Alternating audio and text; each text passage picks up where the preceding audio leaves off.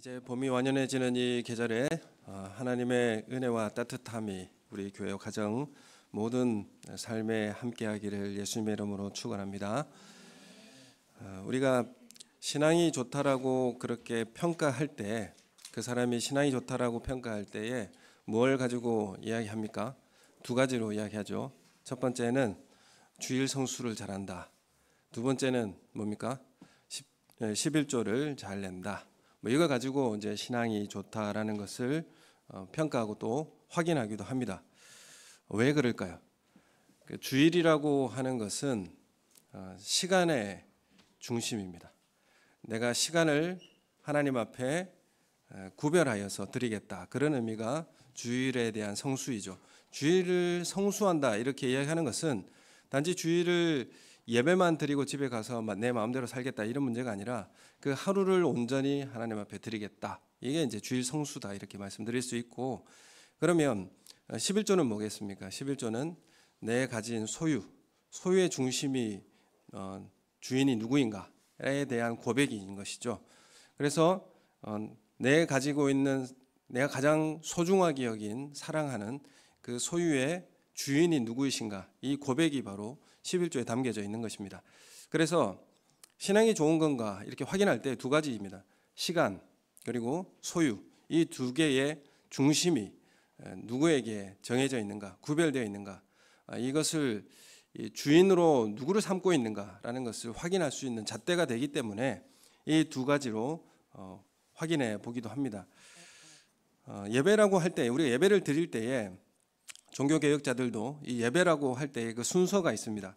기본 요소가 있는데 이걸 갖추어야 예배라 이렇게 말씀드릴 수 있다 이렇게 정한 게 있는데, 첫 번째 기도가 있어야 되고요, 그리고 찬양이 있어야 되고, 그리고 설교가 있어야 되고, 성찬이 있어야 되고, 그리고 헌금이 있어야 된다. 이게 다 갖추어질 때에 이것을 예배라 이렇게 말씀드리는 것이죠. 그래서 이 헌금이 어떤 면으로는 예배의 기본 순서에 있어야 할 것이라 우리에게 정해주고 있는 것입니다. 오늘 본문을 길게 읽었는데 본문을 좀 길게 잡은 이유도 있습니다. 왜냐하면 느헤미야서를 통해서 볼 때에 이스라엘 백성들이 왜 우리가 이런 고통과 또 우리 이 이스라엘이 멸망당하고 우리가 종이 되었던가, 이런 것에 대한 고백입니다. 왜냐하면 9장 36절에 보면, 느헤미야 9장 36절, 오늘 말씀을 우리 성경을 좀 찾아가면서 많이 할 터인데 잘 찾으면서 우리 읽고 그렇게 말씀을 보겠습니다. 느헤미야 9장 36절에 보면 같이 읽겠습니다. 시작. 우리가 오늘날 종이 되었는데 곧 주께서 우리 조상들에게 주사 그것의 열매를 먹고 그것의 아름다운 소산을 누리게 하신 땅에서 우리가 종이 되었나이다. 이어서 37절요. 우리의 죄로 말미암아 주께서 우리에게 세우신 이방 왕들이 이 땅에 많은 소산을 얻고 그들이 우리의 몸과 가축을 임의로 관할하오니 우리의 곤란이 심하오며. 아멘. 왜 그렇습니까? 하나님의 말씀을 지키지 않았기 때문에 우리가 멸망당하게 되었고, 그리고 이방의 종이 되었습니다. 이런 고백을 하고 있었죠. 그래서 이렇게 우리가 죄를 짓고 하나님 말씀을 따르지 않았기 때문에 우리가 이러한 고통과 어려움이 왔습니다. 이제 우리가 이러이러하게 살아가겠습니다라고 하는 결단이 오늘 읽은 본문입니다. 그래서 거기에 서약을 하고 임봉하여 넣은 사람들이 10장에 보면 느헤미야와 시드기야 그리고 쭉 이 일에 결단하고 고백한 사람들이 나오게 되죠. 이 말씀의 선언 가운데 과거에 우리는 이러한 죄 가운데 우리가 종이 되었는데 이제는 우리가 하나님 말씀에 잘 따르고 지키고 살아가겠습니다. 거기에 오늘 선언의 말씀을 좀 요약해 보면 하나님의 율법의 말씀을 잘 지키겠습니다. 이방 여인과 결혼하지 않겠습니다. 그리고 안식일에 돈 쓰지 않겠습니다. 희년을 잘 지키겠습니다. 예배를 올바르고 정확하게 드리겠습니다. 11조를 드리고 그것이 올바르게 사용될 수 있도록 하겠습니다. 그리하여 우리가 하나님의 전을 버려두지 아니하겠습니다. 이게 이제 39절에 10장 39절에 나오는 맛 끝에 보면 하나님의 전을 버려두지 않겠습니다. 이런 고백을 결단을 하게 되는 것이죠. 왜 이러한 서약을 하게 되었던 계기가 있을까? 이 느헤미야서를 기록된 이 배경을 좀 알아야 할 필요가 있습니다. 포로로 바벨론의 포로로 잡혀가서 이스라엘 모두 다 멸망당하고 다 종으로 잡혀갔지 않습니까? 그리고 70년 후에 이스라엘에 귀환이 일어나게 됩니다. 페르시아의 나라 고레스 왕을 통하여서 칙령을 통하여서 이스라엘은 하나님 말씀대로 귀환하게 됩니다. 그런데 이스라엘이 다 귀환하지 않습니다. 다 귀환하지 않고 한 10분의 1 정도만 귀환합니다. 그 남은 자, 그 사람들이 정말 이스라엘을 다시 재건하고 새롭게 하고자 귀환을 하게 되었는데, 첫 번째 이스라엘이 귀환하여서 했던 일이 뭡니까? 성전을 건축했습니다. 그래서 이 성전을 건축하는 일을 이제 하게 되었고요. 종교를 회복했지만 사실 예루살렘 성벽은 회파되어서 그대로 남겨져 있었습니다. 그래서 이 성벽을 건축하는 일에 있어서 느헤미야를 중심으로 예루살렘 성벽을 이제 건축하게 됩니다. 그래서 느헤미야서가 기록된 이 시점은 어느 시점이냐면 1차 귀환이 있고 난 이후 100년이 지난 시점의 그런 시간을 이야기하고 있습니다. 그래서 처음 예루살렘으로 귀환할 때는 기쁨과 감격이 있었습니다. 하나님께서 우리를 다시 이스라엘 나라로 돌아가게 하시는구나. 여기에 대한 감격과 기쁨이 있었는데, 그런데 그 땅에 막상 가보니까 집도 없고 땅도 없고 그런 척박한 환경에서 끼니를 연명하면서 그런 고통 가운데서 어렵고 힘겹게 성전을 다시 짓는 작업을 하게 됩니다. 그래서 이 두 번째로 지은 이 성전이 솔로몬 성전에 비해서는 너무나 초라하고 보잘것없지만은 힘겹게 정말 끼니를 걱정하면서 힘겹게 살아가면서 이 성전을 건축하게 되죠. 그게 제2성전 스룹바벨 성전이라고 합니다. 그래서 이 당시에는 이곳이 위험한 지역이었습니다. 먹고 사는 것조차 어려운 그런 황폐한 땅이었습니다. 이 포로 기간 동안에 예루살렘 성전이 무너지고, 그리고 유대 지역은 이 사마리아 이 나라의 속주로 이 편입이 되었습니다. 그래서 그 속주가 되어서 다스림을 받게 된 것이죠.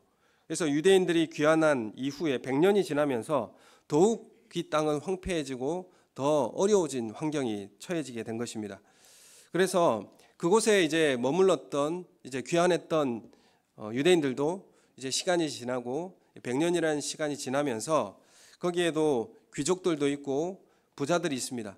이들은 자신의 힘과 자신의 재물을 유지하기 위해서, 보존하기 위해서 어떤 방식을 사용하느냐 하면 이방 사람들과 결탁하고, 그리고 그 이방 사람들의 자녀들과 결혼을 하게 됩니다. 이방 여인들과 결혼을 시켜서 그들과 사돈을 맺는 것이죠. 그래서 이방에 힘 있는 사람들과 사돈을 맺어서 자신의 힘과 자신의 재산을 확보하려고 하는 그런 일들을 하게 됩니다. 그래서 자신들의 안위만을 생각하려고 하니까 가난한 사람들은 더욱 가혹하게 수탈하고 압제하는 일들이 그 느헤미야 시대에 벌어지게 되었습니다. 그게 대표적으로 사용되는 것이 이 고리대금이었습니다.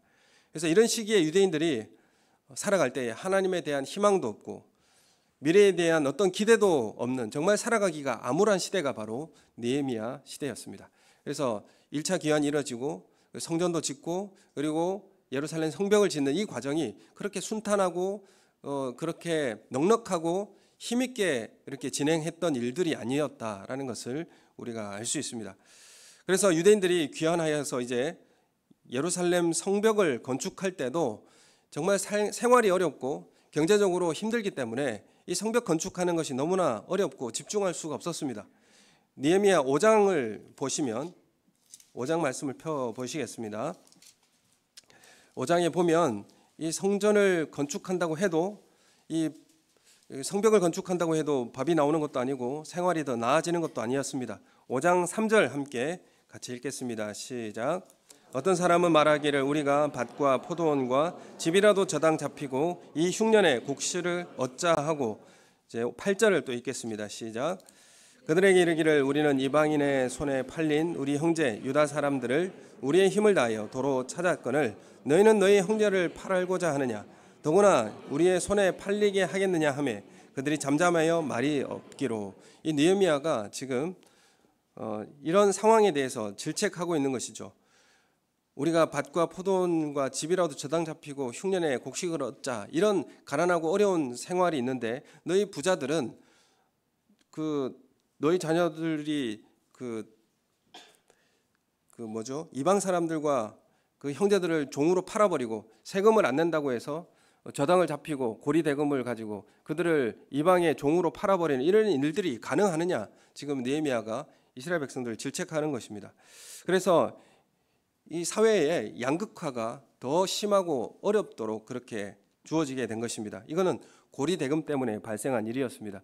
세금을 내지 못하고 돈을 내지 못하니까 가뭄은 있고, 그러니 그들의 몸을 팔아서 종으로 팔고 그 돈으로 세금을 내고 충당하는 것입니다. 그래서 이스라엘은 재정적 어려움이 가중되었습니다. 오늘 이 시대에도 이 양극화가 더 심해지고 가진 사람 더 많이 가지게 되고 못 가진 사람 더 못 가지는 이런 사회적 어려움들이 우리 가운데 가중되고 있지 않습니까? 여전히 이 시대에 페르시아의 지배를 받고 있던 시기였기 때문에 세금을 내야 합니다. 그래서 이 부자들이 가난한 사람들에게 너무 높은 이자를 매겨서 이것을 갚지 못하면 그들의 몸을 팔아버리는 것입니다. 그래서 느헤미야는 이런 악독한 고리 대금을 중단하라고 이렇게 촉구한 것이죠. 그래서 6장 17절로 가보겠습니다. 6장 17절에 보면 이 유대인들이 바벨론에 포로로 잡혀 있는 동안에 그 땅이 이 사마리아의 영토가 되었기 때문에 포로에 귀환할 때에는 유대인들 중에서 돈만 있으면 이방 유력자들과 사돈 관계를 맺으려는 이런 일들이 많아지게 되었습니다. 그래서 6장 17, 18절 우리 말씀 함께 읽겠습니다. 시작. 또한 그때에 유다의 귀족들이 여러 번 도비야에게 편지하였고 도비야의 편지도 그들에게 이르렀으니 도비야는 아라의 아들 세가냐의 사위가 되었고 도비야의 아들 여호하난도 베레기야의 아들 무슬람의 딸을 아내로 맞이하였으므로 유다에서 그와 동맹한 자가 많음이라. 아멘. 그래서 유대인들 중에 유력한 사람들, 힘 있는 사람들은 누구와 사돈관계를 맺으려고 했냐면 도비야라고 하는 이런 암몬 사람들이 힘 있는 권력자를 자신의 사돈으로 맺고자 하였고 도비야의 아들도 또 결혼을 시켜서 그런 관계를 맺으려고 하는 일들이 너무 많아졌던 것입니다. 문제는 이 귀족들만 그랬던 것이 아니라 이 사회의 구심점이었던 제사장들이 오히려 더 적극적으로 이 일에 가담하게 되었던 것입니다. 13장 4절 5절 함께 같이 읽겠습니다. 13장으로 가서요. 13장 4절 5절 말씀 같이 읽겠습니다. 시작. 이전에 우리 하나님의 전에 방을 맡은 제사장 엘리야십이 도비야와 연락이 있었으므로 도비야를 위하여 한 큰 방을 만들었으니 그 방은 원래 소재물과 유향과 그릇과 또 레위 사람들과 노래하는 자들과 문지기들에게 11조로 주는 곡물과 새 포도주와 기름과 또 제사장들에게 주는 거제물을 두는 곳이라. 아멘. 지금 제사장 엘리야십이 도비야를 위해서 성전에 큰 방을 하나 마련해 줍니다. 사무실을 하나 마련해 주는 것이죠. 그 방이 어떤 용도의 방이었느냐, 성전에 있는 방이 어떤 용도였느냐 하면 구약의 유대인들이 10분의 1을 11조로 하나님께 바치면 성전 창고에 보관을 합니다. 성전 창고에 보관을 해서 그것을 성전을 섬기는 레위 사람들과 그리고 문지기들 그리고 빈민들에게 나눠주는 용도로 사용하기 위해서 그 창고로 사용되었던 그 방입니다. 그런데 이 제사장 엘리야십이 그 방을 다 없애버리고 자신의 사돈을 위해서 사무실로 용도를 변경해주고 그 도비야에게 방을 내어줍니다. 도비야라는 이 이방인의 유력하고 힘 있는 사람을 위해서 이 성전의 그 방을 그 사람의 사무실로 기거할 수 있는 용도로 바꾸어 준 것입니다. 그래서 이 도비야라고 하는, 그리고 산발랏도 등장하는데 이런 사람들이 이방인의 유력한 힘 있는 사람, 권력자들이었습니다. 그래서 유대의 지도자들은 그들과 끈이 닿게 하기 위해서 사돈 관계를 맺고, 유대 사회는 이런 일들이 비일비재했습니다. 그 중심의 제사장이 그 성전의 그 방을 11조를 모아 창고로 모아 드리는 그 방을 그 도비야라고 하는 그 이방 유력자에게 방을 내어주고 함께하게 했던 것입니다. 성전 창고는 어떻게 사용되어야 하는가? 10장 36절부터 38절까지 우리 함께 같이 읽겠습니다. 느헤미야 10장 36절에서 38절 같이 읽겠습니다. 시작. 또 우리의 맏아들들과 가축의 처음 난 것과 소와 양의 처음 난 것을 율법에 기록된 대로 우리 하나님의 전으로 가져다가 우리 하나님의 전에서 섬기는 제사장들에게 주고 또 처음 익은 밀의 가루와 거제물과 각종 과목의 열매와 새 포도주와 기름을 제사장에게로 가져다가 우리 하나님의 전에 여러 방에 두고 또 우리 산물의 11조를 레위 사람에게 주리라 하였나니 이 레위 사람들은 우리의 모든 성읍에서 산물의 11조를 받는 자임이며 레위 사람들이 11조를 받을 때에는 아론의 자손 제사장 한 사람이 함께 있을 것이요 레위 사람들은 그 11조의 10분의 1을 가져다가 우리 하나님의 전 곳간의 여러 방에 두되. 다시 결단한 것은 무엇입니까? 이 방을 다시 하나님이 사용하라고 했던 그 방의 용도로 사용하겠습니다. 11조를 두고 성전을 섬기는 사람들을 위해서 또한 약자들을 위해서 그런 나누어 줄 수 있는 그런 용도로 그렇게 정하겠습니다. 이렇게 말씀하고 있는 것이죠. 그래서 이 제사장 엘리야십이 그 방을 도비아에게 내주니까 어떤 일이 벌어지게 됩니까? 예배를 담당하던 레위인들에게 어떤 현실이 들이닥쳤을까요? 11조를 주지 않으니 생계가 어려워질 수밖에 없게 되는 것입니다. 13장 10절로 가겠습니다. 13장 10절 11절 같이 읽겠습니다. 시작. 내가 또 알아본즉 레위 사람들이 받을 몫을 주지 아니하였으므로 그 직무를 행하는 레위 사람들과 노래하는 자들이 각각 자기 밭으로 도망하였기로 내가 모든 면장들을 꾸짖어 이르기를 하나님의 전이 어찌하여 버림바 되었느냐 하고 곧 레위 사람을 불러 모아 다시 제자리에 세웠더니.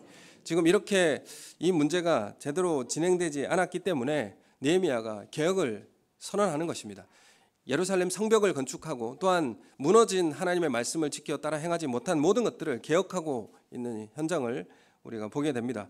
그래서 먹고 살기 위해서 이 레위 사람들이 자신의 밭으로 가서 생계를 연명하는 이런 일들이 발생하게 된 것입니다. 그래서 느헤미야가 과감하게 도비아의 사무실을 빼어내고 집기들을 다 밖으로 집어 던지고 성전의 창고 기능을 다시 회복시키면서 다시 레위인들이 예배하는 일들을 감당할 수 있도록 그 성전의 기능을 잘 할 수 있도록 조치를 취하게 된 것입니다. 그리고 이 에스라나 느헤미야서에 보면 이방 여인들과 결혼을 금지시키는 그런 우리가 이방 여인들과 결혼하지 않겠습니다. 이런 결단이 왜 나오는가 하면 하나님을 잃어버리는 백성들이 되기 때문에 그렇습니다. 이 제사장들이나 아니면 그 유대인들 유력한 사람들이 자신의 힘과 자신의 재산을 보존하게 하기 위해서 어떤 방식을 취합니까? 이방 사람들과 사돈을 맺어서 자신의 재산을 유지하고 그리고 그 힘을 과시하려고 하는 일들이 발생했기 때문에 이것을 하지 않겠다 이렇게 선언하는 것입니다. 그래서 율법을 상실하고 그리고 자신의 예배 언어, 그러니까 하나님을 섬기는 그런 언어들도 잃어버리고 이방신들을 섬기고 이방인들의 유력 가문에게 쩔쩔매는 그런 형상들이 나타날 수밖에 없었던 것입니다. 그래서 그들과 끊어내겠습니다. 결혼시키지 않겠습니다. 그래서 그 힘 있는 사람, 유력한 사람들이 원하는 대로 그렇게 살아갈 수밖에 없는 성전방도 내어줘야 되는 이런 일들이 이루어졌던 것입니다. 그래서 과감하게 이방 결혼을 금지했던 것입니다. 그래서 10장 29절에 보면 이렇게 선언하는 것이죠. 30절 10장 30절 함께 읽겠습니다. 시작.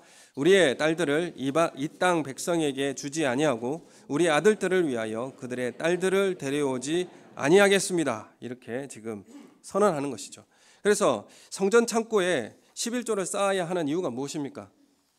성전 창고에 11조가 하나님의 말씀대로 그 창고에 11조를 쌓아야 하는 이유는 가난한 레위인들이 예배를 전담하기 위해서 그리고 생계를 이어갈 수 있도록 해주고 빈민들과 고아와 가부들, 나그네들이 연명할 수 있는 최소한의 장치를 감당하기 위해서 그 창고가 마련되어져 있어야 했던 것입니다. 그런데 성전의 실권을 가진 제사장들이 이방인들과 사돈관계를 맺고 성전의 이득은 다 취하면서도 가난한 사람들을 멸시하는 이런 일들이 발생하자 이 문제를 경고하고 지적하는 말씀이 있습니다. 그게 어디냐 하면 말라기서죠. 이 시대에 경고하는 내용이 바로 말라기서입니다. 그래서 말라기서의 대상은 누구냐 하면 그 제사장들 그리고 그 시대의 유력자들을 향하여서 경고하는 내용들이 말라기에 기록된 내용입니다. 그래서 말라기는 성전이 이제 두 번째 성전이 건립된 이후에 사회의 정의도 사라지고 하나님에 대한 기대와 소망하는 마음도 사라져버린 이 시기에 사회의 구심점이었던 제사장들을 겨냥하고 있는 것입니다. 그래서 말라기서는 이렇게 시작하는 것입니다. 우리 말라기서 한번 또 펼쳐서 보도록 하겠습니다. 말라기서 1장 1절에 보면 이렇게 시작합니다. 여호와께서 말라기를 통하여 이스라엘에게 말씀하신 경고라. 이렇게 시작하죠. 너희 제사장들과 너희 사회의 유력한 자들, 그들에게 지금 경고하고 있는 내용입니다. 1장 6절에 보면 그 6절부터 14절에 보면 이 그 위에 보면 소재가 그런 거 이렇게 돼 있죠. 제사장과 백성들의 죄 이렇게 돼 있습니다. 1장 6절 말씀 같이 읽겠습니다. 시작. 내 이름을 멸시하는 제사장들아, 나 만군의 여호와가 너희에게 이르기를 아들은 그 아버지를, 종은 그 주인을 공경하나니 내가 아버지일진데 나를 공경함이 어디 있느냐? 내가 주인일진데 나를 두려워함이 어디 있느냐? 하나 너희는 이르기를 우리가 어떻게 주의 이름을 멸시하였나이까 하는도다. 지금 정치적으로는 유대 사회가 페르시아의 지배를 받고 있었지만 일상의 구심점은 성전 중심으로 진행되었습니다. 성전 중심의 제의적 사회였죠. 그렇기 때문에 그 사회 중심의 역할에 누가 있었습니까? 제사장이 그 중심에 있습니다. 그런데 이들이 백성들로부터 좋은 것은 취하고 고리대금으로 사람들을 뜯어내면서도 하나님께 드릴 때는 결함이 있는 것들을 바치는 일에 대해서는 묵인하고 있었던 것입니다. 그걸 묵인해 주면서 제사장들이 자신의 이득을 취하는 이런 일들이 일어나게 되었던 것이죠. 그러면서 이 제사장들과 사회에 유력한 힘 있는 사람들이 도비아와 같은 이방 귀족들과 혼인 관계를 맺어서 정치적 기득권을 돈독히 하고 있었던 이 상황을 말라기는 지적하고 있는 것입니다. 그래서 7절 말씀 우리 함께 말라기 1장 7절 같이 읽겠습니다. 시작. 더러운 떡을 나의 제단에 드리고도 말하기를 우리가 어떻게 주를 더럽게 하였나이까 하는도다. 이는 너희가 여호와의 식탁은 경멸히 여길 것이라 말하기 때문이라. 우리 8절도 이어서 읽겠습니다. 만군의 여호와가 이르노라 너희가 눈먼 희생 제물을 바치는 것이 어찌 악하지 아니하며 저는 것 병든 것을 드리는 것이 어찌 악하지 아니하냐. 이제 그것을 너희 총독에게 드려보라. 그가 너를 기뻐하겠으며 너를 받아주겠느냐. 아멘. 더러운 떡을 드리고 병든 것 이런 것들을 하자 있는 것들을 하나님께 드리느냐? 너희 총독에게 한번 줘봐라. 좋아하는지. 이렇게 지금 경고하고 말씀하고 있는 것이죠. 그래서 2장에 가면 하나님께서 이 일에 대해서 무섭게 경고하고 있습니다. 2장 2절 3절 말씀 같이 읽겠습니다. 시작. 보라 내가 너희의 자손을 꾸짖을 것이요 똥 곧 2장 2절 3절 시작. 만군의 여호와가 이르노라 너희가 만일 듣지 아니하며 마음에 두지 아니하여 내 이름을 영어롭게 하지 아니하면 내가 너희에게 저주를 내려 너희의 복을 저주하리라. 내가 이미 저주하였나니 이는 너희가 그것을 마음에 두지 아니하였음이라. 보라 내가 너희의 자손을 꾸짖을 것이요 똥 곧 너희 절기의 희생의 똥을 너희 얼굴에 바를 것이라. 너희가 그것과 함께 제하여 버림을 당하리라. 아멘. 경고하고 있습니다. 저주를 내려 너희 복을 저주할 것인데 이미 저주하였다. 그 저주의 모습이 뭐냐 하면 2절에 하반절에 보면 너희가 그것을 마음에 두지 아니한 이것, 내가 하나님을 공경하고 섬기는 것이 무엇인지 그 마음에 두고 행하지 않는 이 마음을 가진 것이 이미 저주라는 것입니다. 하나님을 공경하고 내 시간과 내 소유의 주인이 누구이신 것을 고백하고 헌신하는 것을 마음에 두지 않는 것 자체가 뭐라고 말씀하고 있는 겁니까? 그게 저주다 이렇게 이야기하고 있는 거예요. 그리고 너희가 그렇게 행할 때에 너희 자손을 꾸짖을 것이고 네 얼굴에 똥칠을 할 것이다 이렇게 지금 말씀하시는 거죠. 하나님의 이름을 부르면서 레위인들로 하여금 성전을 섬길 수 없도록 만든다면 내가 너희 얼굴에 똥을 바를 것이요 멸시와 천대를 받게 할 것이라 이렇게 경고하고 있습니다. 이런 제사장들과 함께 유대 사회를 이끌어가던 귀족들 상류층의 모습이 어떠했는지 그들이 어떤 돈의 이권을 지키기 위해서 어떻게 살아가고 있는지 이것을 지적하고 있는 하나님의 경고의 말씀인 것입니다. 그래서 말라기서 2장 10절 11절 말씀에 보면 이 자신의 돈과 이권을 지키기 위해서 어떤 일까지 하느냐면 이방인들과 결혼하기 위해서 사돈을 맺게 하기 위해서 이미 가지고 있었던 유대인 아내를 버리고 이혼하는 일들도 벌어지게 되는 것입니다. 그래서 이런 문제를 지적하고 우리는 이방인들과 결혼하지 않겠습니다. 이런 선언이 나오게 되는 것이죠. 그래서 3장 1절부터 6절에 보면 하나님께서 성전에 사자를 보낼 것이고 그가 오면 사람들을 정결하게 하고 레위 자손들을 통해서 예배를 회복할 것이지만 악한 사람들에게는 심판이 있을 것이다 라고 선언하는 것입니다. 거짓 맹세 품꾼의 삭슬 주지 않고 그리고 과부나 고아와 나그네를 억울하게 하는 사람들에게는 심판이 있을 것이라 이렇게 경고하고 있습니다. 그리고 3장 7절 이하의 11조 내용이 나오게 되는 것이죠. 우리 3장 7절 8절 같이 읽겠습니다. 시작. 만군의 여호와가 이르노라 너희 조상들의 날로부터 너희가 나의 규례를 떠나 지키지 아니하였도다. 그런즉 내게로 돌아오라. 그리하면 나도 너희에게로 돌아가리라 하였더니 너희가 이르기를 우리가 어떻게 하여야 돌아가리까 하는도다. 사람이 어찌 하나님의 것을 도둑질하겠느냐. 그러나 너희는 나의 것을 도둑질하였고 말하기를 우리가 어떻게 주의 것을 도둑질하였나이까 하는도다. 이는 곧 11조와 복음물이라. 아멘. 여기에 유명한 11조 도둑질 사건이 이렇게 나오게 되는데 어떤 연유로 해서 이런 말씀이 나오고 있습니까? 지금 성전이 제대로 운영되지 못하도록 하는 그들의 자신의 이익과 이득을 취하기 위해서 했던 모든 일들 때문에 벌어진 그런 일들 아닙니까? 그래서 그 성전의 그 방을 온전한 11조를 모아드릴 수 있는 창고로 만들어야 되는데 그것을 이방인 사람들에게 내어줘 버린 것입니다. 그럼 우리의 마음의 방에 11조를 모아두는 방으로 구별되는 방이 우리 가운데 주어져야 됩니다. 이 방은 이방인 그러니까 하나님 모르는 그런 사회 법칙과 또한 그걸 추구하는 것에 자신의 방을 내어주면 안 되는 것입니다. 우리의 방을 구별하여 하나님 앞에 드리는 그런 은혜가 우리 가운데 있기를 예수님의 이름으로 소원합니다. 지금 11조는 백성들로부터 받아서 성전 창고에 모은 것을 제사장들이 마음대로 횡령하고 가로채서 레위인들과 빈민들과 문지기들에게 나눠주지 않는 그런 행태를 지금 지적하는 것입니다. 결과적으로 이렇게 되자 성전이 올바르게 운영되지 않고 하나님 예배도 제대로 진행되지 않는 이런 일들이 발생하지 않습니까? 여러분 교회가 어려워지고 힘들어지는 이유가 어디 있겠습니까? 여러분 우리가 올바르고 하나님의 뜻에 합당한 삶을 살아가고 있는지 그래서 가장 중요한 것이 무엇인가? 우리 시간이죠. 그리고 우리가 가지고 있는 소유 내가 가장 사랑하고 내가 내 시간을 내 마음대로 사용하고 싶고 분주한 이 일상의 삶 가운데서 구별하여 하나님 앞에 드리는 것입니다. 그래서 구약에 안식일이 있고 11조가 있지 않습니까? 이 구약 그대로 우리가 신약 시대에 와서 지킨다고 한다면 이 안식일을 구약에 그대로 우리가 지키지 않지 않습니까? 주일을 지키는 것이죠. 안식일의 정신을 이양하여 주일을 지키는 것입니다. 그래서 주일을 지킨다는 것은 시간을 구별한다는 것이죠. 시간을 구별해서 정말 바쁘고 여러 가지 할 일도 많고 놀러 갈 때도 많고 내가 원하는 대로 갈 수 있는 그 시간을 그리고 내 생업을 위해서 해야 될 일을 중단하는 것입니다. 그래서 주일 성수라고 하는 것은 잠깐 예배 드리고 그냥 가서 내 마음대로 사는 그런 게 주일 성수가 아니고 하루를 온전히 드리는 것이죠.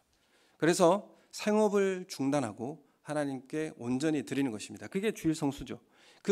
똑같이 안식일을 그대로 진행하지 않습니다. 그 안식일의 정신을 주일로 이양하여 지킵니다. 그럼 11조도 마찬가지죠. 11조도 구약의 11조 그대로 진행하려면 몇 퍼센트 내야 되는지 아시죠?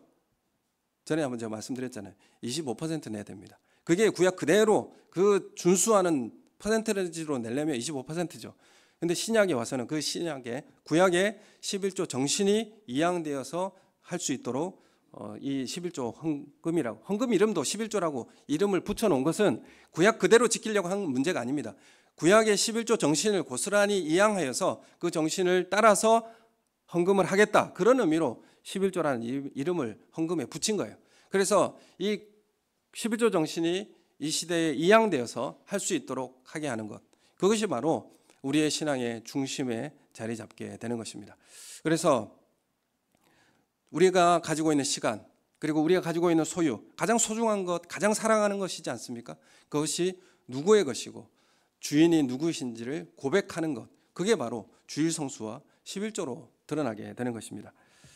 그래서 3장 10절에 너희의 온전한 11조를 창고에 들여 내 집에 양식이 있게 하라, 이렇게 말씀하고 있습니다.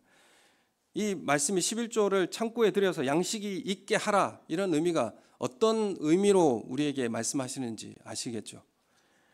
성전을 섬기는 가난한 레위인들과 문지기들과 이방인들과 과부와 고아와 빈민들에게 나누어 주기 위해서 성전 창고에 드리라, 이렇게 하나님의 원래대 의도대로 사용할 수 있도록 그렇게 창고를 채워라, 이렇게 말씀을 하시는 것입니다. 그럴 때에 유대 사회에 복을 쌓아둘 곳이 없도록 붙는지 붙지 않는지 시험해보라, 이렇게 말씀하고 있는 것입니다. 온전한 11조를 드려보라, 온전한 주일 성수를 하나님 앞에 해보라, 이렇게 우리에게 말씀하고 있는 것입니다. 그러면 내가 하늘 문을 열겠다, 이렇게 말씀합니다.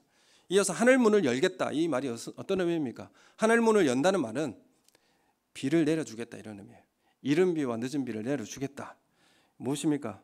비를 내려준다는 건 그 당시에 자신의 그 풍성한 곡식을 얻도록 해주겠다, 내 생업을 하나님께 지켜주시겠다, 이렇게 말씀하고 있는 거예요. 그리고 11절에는 메뚜기를 금하고 열매가 떨어지지 않도록 하겠다. 과수원에 메뚜기는 모든 곡식을 다 먹는 그런 존재지 않습니까?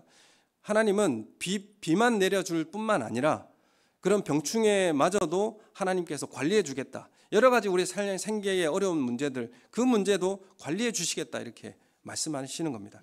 온전한 11조를 하나님 앞에 드려서 하나님의 창고가 채워져서 하나님의 의도와 하나님의 뜻이 이 땅에 실현될 수 있도록 그렇게 해보라, 이렇게 말씀하시는 것입니다. 여러분, 11조 정신이 왜 있는 것입니까? 구약에 나오는 11조 정신 첫 번째 나오는 것은 아브라함이 연합군과의 전쟁을 치르고 난 이후에 롯을 건져내고, 그리고 전리품이 있지 않습니까? 그 승리를 거두고 난 다음에 전리품을 자신이 내가 갖지 않겠다, 이렇게 선언합니다. 왜 이 전리품을 내가 갖지 않겠다라고 선언하는 것입니까? 이 전쟁의 승리는 내 힘과 내 능력으로 한 것이 아닙니다라는 선언이에요. 그리고 그의 11조를 누구에게 드립니까? 살렘 왕 멜기세덱 제사장에게 줍니다. 거기서 11조의 정신이 첫 번째로 드러나게 되는 것이죠. 그래서 이 승리라고 하는 것이 내 힘으로 얻은 것이 아니라는 표현과 거기에 담아야 되지 않습니까? 그것이 11조로 나타나게 되는 것이죠. 말로만 내 삶의 주인이 하나님이시다라고 하지 않습니다. 말로만 우리가 가장 사랑하시는 분은 내 하나님입니다, 이렇게 말로만 하는 게 아니에요. 여러분, 우리는 삶의 형태로 나타나야 되고요, 물질적인 것으로 드려져야 되는 것입니다. 그래서 주일을 구별해서 시간을 드리는 것이요, 그리고 소중한 나의 재물을 하나님 앞에 구별하여 드리는 것입니다. 이 창고가 도비아의 방의 사무실로 그렇게 채워지게 된다면 그것은 올바른 그런 11조의 정신이 이루어지지 않게 될 수밖에 없고, 하나님의 성전이 운영하기 어려워지는 그런 삶이 될 수밖에 없는 것입니다. 그래서 11조 정신은 내가 가진 시간, 삶, 그리고 내가 가진 소유, 재산은 내 능력과 내 노력의 결과가 아닙니다, 이렇게 고백하십니까? 이 고백의 순종은, 형태는 뭘로 나타나야 되는 겁니까? 그게 11조로 나타나는 거예요. 제가 이렇게 말씀드리면 11조 내라는 이야기로 압박을 받고 힘들게 생각하지만, 여러분, 하나님께서 우리에게 생명을 주시고 하나님의 은혜를 우리 가운데 부어주셨는데 내 삶의 전부가 하나님의 것이고 소유입니다 라는 그 고백이 우리 가운데 들어져야 되지 않겠습니까? 하나님께서 내 삶과 내 재산의 주인이십니다 라는 고백이 증거로 드려지는 것입니다. 오늘 우리가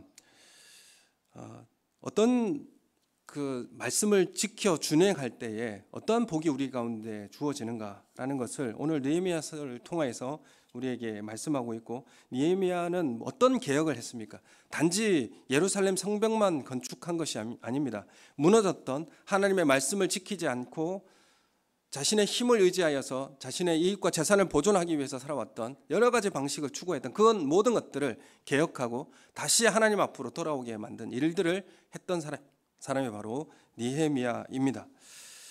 우리 신명기 다 할 수가 없어서 시간이 너무 많이 가서 신명기 14장 26절 27절 말씀 우리 함께 읽겠습니다. 자막에 있습니다. 신명기 14장 26절 27절 같이 읽겠습니다. 시작. 내 하나님 여호와 앞에서 너와 내 권속이 함께 먹고 즐거워할 것이며 그다음 내 성읍에 거주하는 레위인은 너희 중에 분깃이나 기업이 없는 자이니 또한 저버리지 말지니라. 아멘. 지금 11조를 내고 신명기에서 보면 많은 사람들이 온 가족이 함께 먹으면서 즐거워하십시오 이렇게 말씀하고 있습니다. 11조를 내서 그리고 지금으로 말하면 모든 성도들이 그것으로 함께 먹고 가족들이 함께 먹으면서 즐거워하십시오. 그러면서 하나님을 인정하고 하나님께서 돌봐주신 덕분에 우리 가족과 우리 공동체가 이렇게 잘 살 수 있고 기쁘게 살아갈 수 있게 되었습니다 라는 그 고백을 하게 된다는 것입니다. 그래서 하나님이 베푸신 음식을 앞에 두고 즐겁고 행복하게 먹는 것입니다. 그것을 통해서 뭘 배우겠다, 뭘 배울 수 있느냐라고 말씀하고 있냐면 네가 내 하나님 여호와 경외하기를 항상 배울 것이다 이렇게 말씀합니다. 그래서 자막에 우리 신명기 14장 22절 23절 한번 띄워주십시오. 읽겠습니다. 시작. 너는 마땅히 매년 토지 소산의 11조를 드릴 것이며 내 하나님 여호와 곧 여호와께서 그의 이름을 두시려고 택하신 곳에서 내 곡식과 포도주와 기름의 11조를 먹으며 또 내 소와 양의 처음 난 것을 먹고 내 하나님 여호와 경외하기를 항상 배울 것이니라. 아멘. 여기 여호와 경외한다는 것은 두려워하고 존경하다라는 그런 의미예요. 아니 근데 하나님 경외하는 것을 배우는 것이 우리가 11조를 내고 그것을 가지고 함께 우리 공동체와 또한 우리 가족이 함께 먹고 기뻐하며 즐거워하면서 하나님을 경외하는 것을 배우게 될 것이다 이렇게 말씀하고 있어요.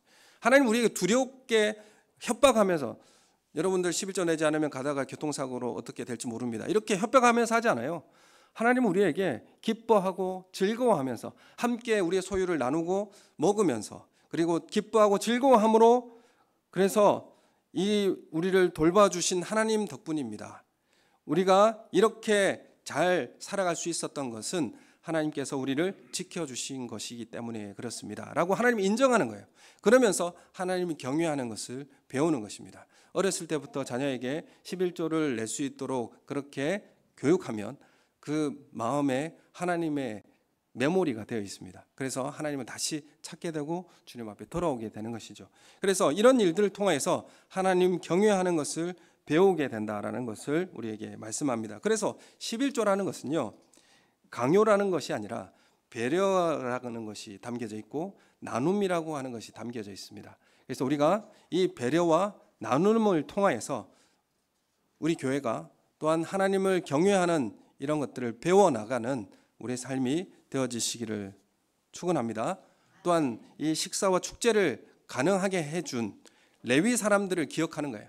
이 일을 하게 할 수 있었던 레위 사람들을 기억하고 그 사람들도 함께 할 수 있는 자리를 마련해 주는 것입니다. 이것을 기억하고 배려해 주는 것, 이게 바로 11조 정신이라는 것이죠. 그래서 하나님 경외하는 것을 기쁨과 행복과 즐거움 속에서 하는 것이고 이것을 가능하게 해주었던 헌신한 사람들을 기억하고 그들을 예우하는 기쁨의 자리가 된다면 우리가 11조를 정신을 우리 교회에도 또 살아있게 하고 또 이런 일들을 잘 전승할 수 있는 우리 교회가 되어지기를 원합니다. 그래서 느헤미야 개혁을 보면 느헤미야서로 다시 돌아와서 13장 느헤미야 13장 제일 마지막 결론적으로 어떤 개혁을 느헤미야가 이뤄놨는지 우리 이 말씀을 보고 읽겠습니다. 13장 30절 31절 시작. 내가 이와 같이 그들에게 이방 사람을 떠나게 하여 그들을 깨끗하게 하고 또 제사장과 레위 사람의 반열을 세워 각각 자기의 일을 맡게 하고 또 정한 기한에 나무와 척음 익은 것을 드리게 하였사오니 내 하나님이여 나를 기억하사 복을 주시옵소서. 이렇게 했을 때 우리에게 복을 주시옵고 허락해 주십시오. 지금 느헤미야가 어떤 개혁을, 어떤 변화를 하나님께 이스라엘의 변화를 가져왔습니까? 오늘 우리의 삶의 실제적 개혁은 어디서부터 일어나야 하는 것입니까? 그래야 해서 오늘 느헤미야 10장 39절 말씀 우리 함께 읽겠습니다. 10장 39절 10장 39절 말씀 같이 읽겠습니다. 시작. 곧 이스라엘 자손과 레위 자손이 거제로 드린 곡식과 새 포도주와 기름을 가져다가 성소의 그릇들을 두는 골방 곧 섬기는 제사장들과 문지기들과 노래하는 자들이 있는 골방에 둘 것이라. 그리하여 우리가 우리 하나님의 전을 버려두지 아니하리라. 아멘. 여러분, 우리가 우리 하나님이 거하시는 물론 하나님 여기만 거하시는 것이 아니죠. 그러나 하나님을 예배하는 이 교회가 버려지지 않도록 하나님 앞에 말씀에 순종하는 이런 주의를 성수하는 정신과 11조 정신이 다시 우리 가운데 개혁되어진 은혜가 있기를 예수님의 이름으로 축원합니다. 우리 함께 기도하겠습니다.